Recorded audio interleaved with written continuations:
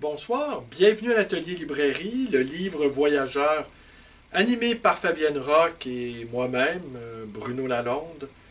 Nous sommes à Montréal le 27 janvier 2023. En très courte vidéo, simplement pour vous dire que je tiens à ce rendez-vous quotidien. Mais cependant, je n'ai pas grand-chose à vous dire ce soir. J'ai pas grand-chose à vous dire ce soir et Fabienne et moi sommes particulièrement fatigués. Il faut dire, la dernière année a été très tumultueuse. Et,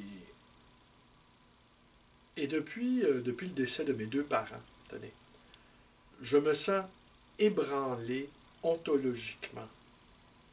Je sens, est-ce les parents qui faisaient barrage devant la mort? Ce barrage-là a disparu. J'ai écrit que je ressentais une très proche proximité avec la mort, sans verser dans les pensées morbides, mais la, la présence de la mort a pris a pris soudainement une réalité accrue. Il y a quelques jours, un client, celui que j'appelle celui qui fut poète, a aperçu sur le comptoir de la librairie de l'habitude de Félix Ravesson. Et il m'a demandé si je l'avais lu, je ne l'ai pas lu. Et il m'a dit, vous savez, ce livre, c'est une longue méditation sur l'éternité. Et de rajouter, est-ce que l'éternité vous fascine, vous? Évidemment, l'éternité me fascine.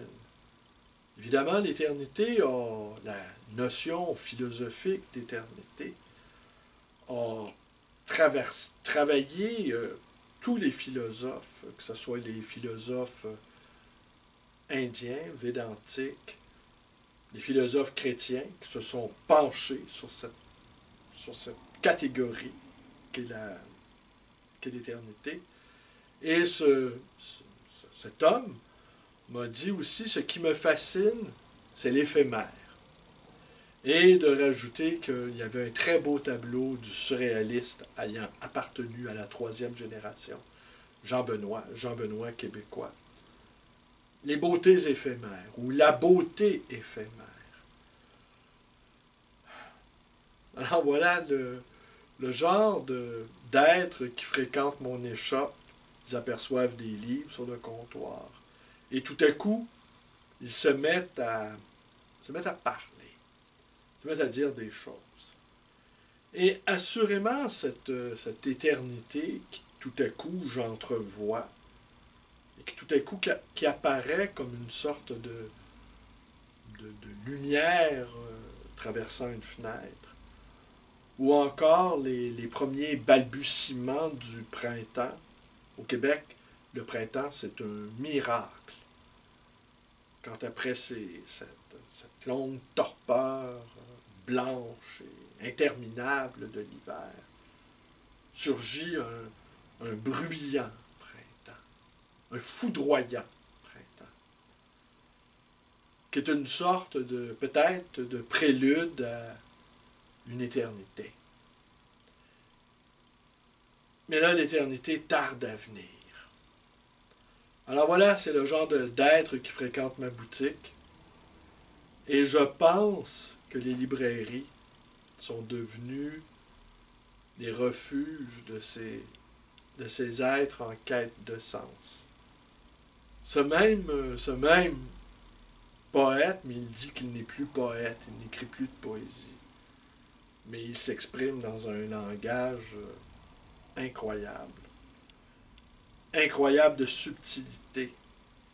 Il me disait lors d'une visite qu'il a faite il y a quelque temps, que les clowns étaient partout dans les rues. Jugeant du plus mauvais œil les gens tatoués ou avec des piercings, qui sont devenus un peu, en tout cas, la norme, le nouveau conformisme. Et il disait, maintenant, on ne peut plus marcher dans les rues sans que les clowns prennent toute la place. Lui-même est plutôt sobrement vêtu, certain classicisme, et il s'exprime dans une langue dont nul ne peut quasiment comprendre le sens. Alors oui, la nuit venue, suite au décès de mes parents, cet ébranlement ontologique se fait sentir comme si les bases de les assises de ma propre vie étaient bouleversées. Et la ténuité des choses me saute au visage. Alors je sais, tel que celui qui fut un poète, entre les méditations sur l'éternité et la contemplation des choses fugaces, des choses éphémères, des choses qui vont disparaître et des êtres qui vont disparaître.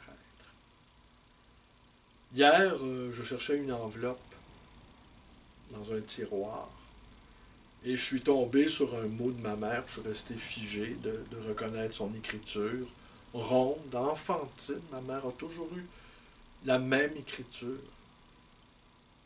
Une écriture fantaisiste, aurais-je envie de dire. Avec une certaine élégance et une certaine rondeur, vous disais-je. Avec de l'humour. Ma mère avait un humour assez dévastateur, dont nous, les enfants, faisions régulièrement les frais. Et je suis resté figé devant le mot. Et ben voilà. Alors j'enregistre in extremis, il est presque minuit, cette petite vidéo, totalement improvisée. Je ne m'attendais pas à évoquer ce client m'avouant sa fascination pour l'éternité. Alors ça, c'est une chose aussi, sans jouer le pari pascalien, assurément, une fois que nous sommes néantisés, une fois que nous retournons à la source originelle, rien ne nous garantit que nous n'allons pas surgir autrement, sous une autre forme, car l'éternité, c'est... en fait, l'éternité joue contre la mort. L'éternité joue contre la disparition.